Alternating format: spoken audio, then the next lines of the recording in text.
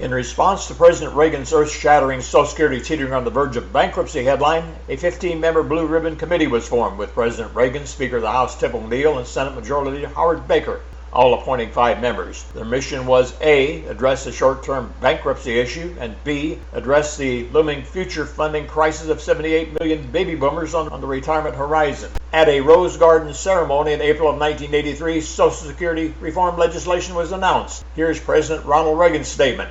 Today, all of us can look each other square in the eye and say we kept our promises. We promised that we would protect the financial integrity of Social Security. We have. We promised that we would protect beneficiaries against any loss in current benefits. We have. And we promised to attend to the needs of those still working. Not only those Americans nearing retirement, but young people just entering the labor force. And we've done that too. Here's House Speaker Tip O'Neill's statement at the same signing ceremony. This great has always gone on the theory that each generation pays for the generation before it. The golden ages of today are the ones who made America great. I want to congratulate the committee that the President appointed, that I appointed, that Senator Baker appointed. All worked together on both sides of the aisle. It shows, as the President said, the system does work. This is a happy day for America. Thank you.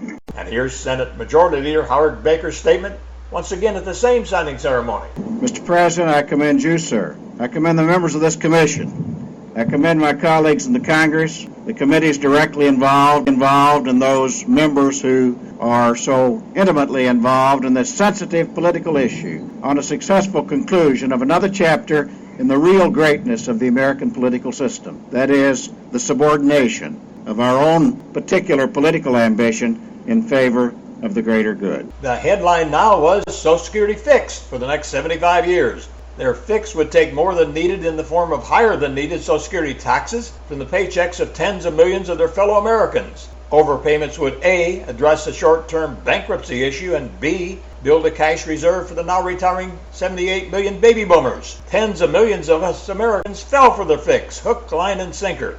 Little did we know this fix would put tens of billions of Social Security retirement dollar overpayments in the hands of greedy politicians. And by now everyone knows what greedy politicians do with tax dollars. They spend them, in this case, on something other than intended. And here's how their fake Save Social Security taxing scheme matured. Overpayments began in earnest in 2001, when $518 billion in Social Security taxes flowed into the trust fund. $377 billion flowed out in retirement benefits, leaving an excess of $141 billion in that year alone. Overpayments peaked in 2008 with $181 billion retirement dollars in excess. In fact, in one 10-year period, excess Social Security taxes taken out of tens of millions of working Americans' paychecks totaled $1,538 billion. Here's what recently passed Senator Dr. Tom Coburn had to say about this fake Save Social Security taxing scheme.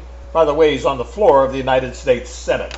Congress, under both Republican and Democrat control, have stolen money from Social Security and spent it. We have stolen $2.6 trillion. The problem is we spent the money.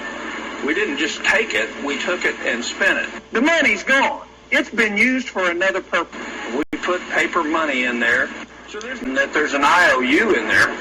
And today, because you, me, and tens of millions like us have remained silent, 535 members of Congress have spent $2.8 trillion of our retirement dollars on something other than intended. Spent, stolen, the money's gone. Silence isn't cheap, is it? So, are you ready to break free from this? If so, join the Real Joe Army National Task Force at the website listed below. Support Real Joe. Real Joe has done his homework and now he needs your help. So support Real Joe as he takes on these 535 members of our United States Congress.